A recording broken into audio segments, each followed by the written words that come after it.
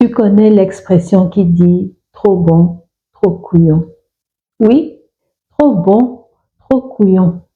Tu sais, à force de vouloir aider les gens, quand tu ne sais pas comment le faire, c'est là qu'on finit par dire de toi que tu es trop bon, trop couillon.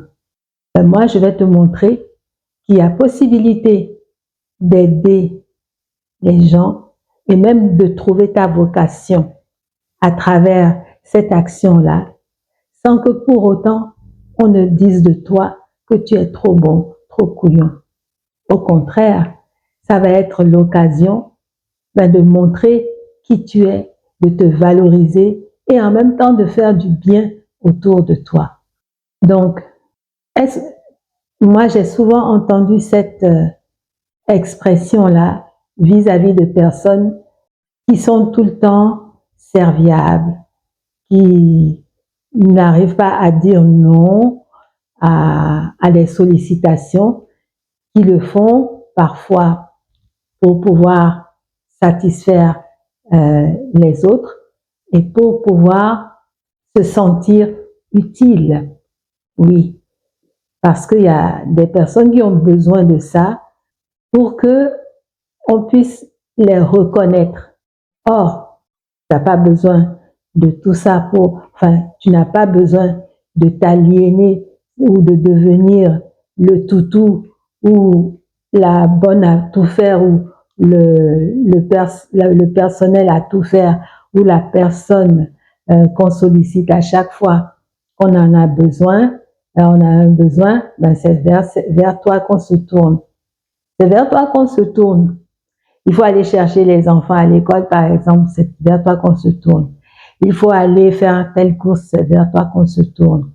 Et il faut venir, je ne sais pas, partir, donner un coup de main ou prendre en charge un événement, c'est vers toi qu'on se tourne.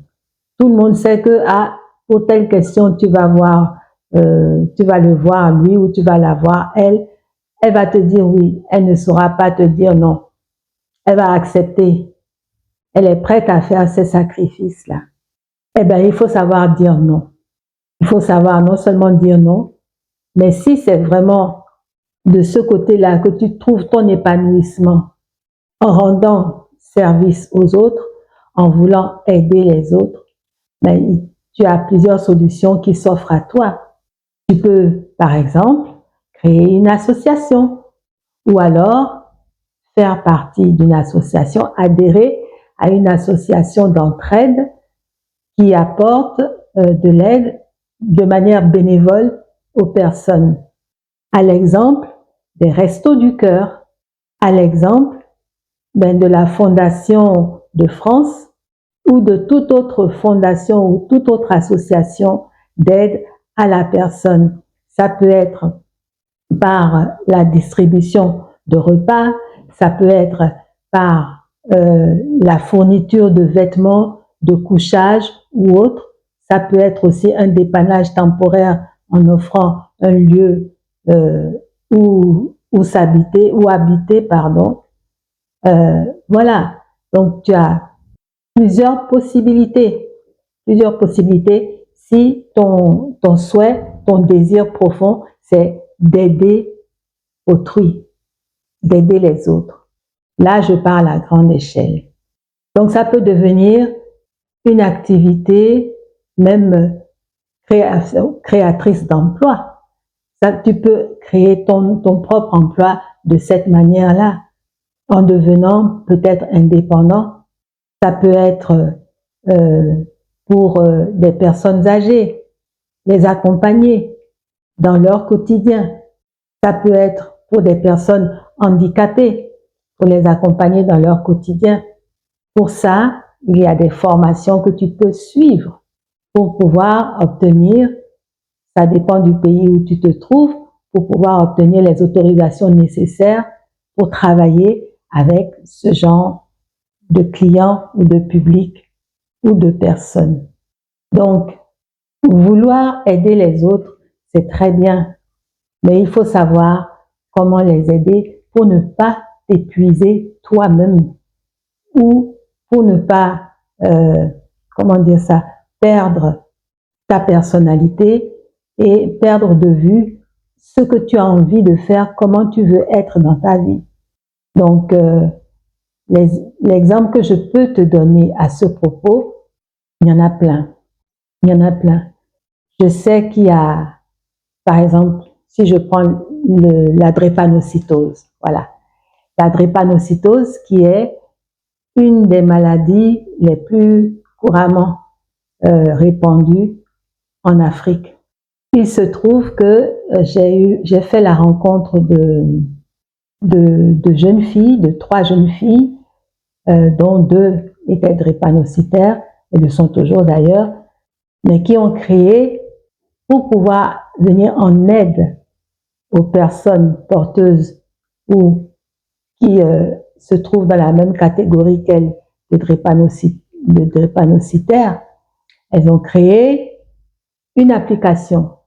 Elles ont réalisé une application pour faire un suivi justement des personnes qui se trouvent soit en crise ou autre. Je me souviens que elles sont venues présenter leur application auprès d'une ONG internationale qui s'occupe aussi de la santé des personnes, et elles ont pu trouver un appui au niveau des financements, au niveau du développement et du déploiement de cette application dont je ne me souviens plus du nom, mais voilà, c'est un exemple que je peux te donner d'aide qu'on peut apporter et en même temps trouver sa voie et en faire son activité qui peut être rémunératrice par la suite. Donc, le plus important dans tout ça, c'est de savoir comment tu te sens dans cette voie que tu empruntes. Est-ce que tu te sens bien, tu te sens satisfait, épanoui dans cette activité en voulant apporter ton aide aux autres? Quand tu apportes ton aide aux autres, quand tu apportes ton aide à autrui, comment te sens-tu? Est-ce que tu te sens valorisé? Est-ce que tu te sens épanoui? Est-ce que tu te sens satisfait de ton action? Est-ce que tu observes, qu'est-ce que tu observes chez les personnes à qui tu apportes ton aide? Est-ce qu'elles sont reconnaissantes? Est-ce qu'elles apprécient ce que tu fais? Ou alors sont-elles réticentes et un petit peu réservées par rapport à ton action? À ce moment-là, il faut savoir ajuster ton action envers ces personnes-là. Il faut savoir ajuster pour vraiment maintenir, peut-être ménager leur dignité, en tout cas, faire en sorte que de part et d'autre, il y ait satisfaction. Donc, ce que je peux te conseiller par rapport à cette question de vouloir aider les autres, il faut savoir comment tu vas pouvoir aider les autres. Pose-toi cette question déjà de qui tu es, ce que tu veux, quelles sont tes valeurs, c'est-à-dire ce en quoi tu crois, ce sur quoi tu t'appuies pour pouvoir agir et te sentir en accord avec toi-même. Et c'est ainsi que tu trouveras la voie qui est la tienne dans cette entreprise de vouloir aider autrui. Moi, c'est déjà le conseil que je te donne. Donc, il y a ce premier volet. Et ensuite, maintenant, voir comment tu peux aider les autres, justement, sans, comment dire ça, sans, disons, comment tu peux aider les autres sans te faire du tort à toi-même. Voilà. Que ce soit sur le plan physique, le plan mental, le plan matériel, socialement parlant, comment peux-tu aider? Une des solutions, c'est de créer soit ton association par rapport à cette aide que tu veux apporter et qui est un besoin que tu as peut-être déjà constaté, soit adhérer à une association ou à une entreprise, enfin plutôt à une association ou une ONG qui réalise déjà ce genre d'activité, cette action d'aide envers autrui, pour que tu puisses évoluer dans un cadre non seulement légal, mais aussi sécurisé pour mener ton action. Et que ça soit une action collective qui entre dans une organisation bien réalisée, bien réglée, plutôt que de faire des actions sporadiques au coup par coup.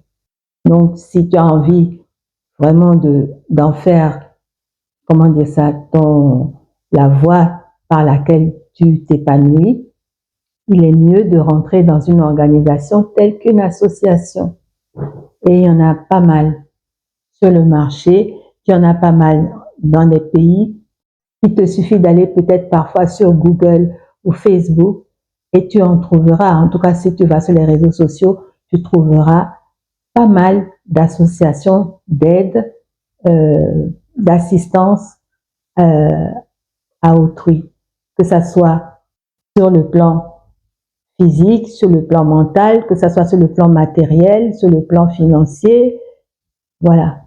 Il y a plein d'activités, il y a plein d'actions, le champ des possibles est infini dans ce domaine-là pour pouvoir apporter ton aide aux autres. Voilà ce que moi j'avais à te dire à ce propos. J'aimerais bien que tu me mettes tes idées ou ton avis dans les commentaires. En attendant, je te souhaite une très belle journée et surtout, prends bien soin de toi.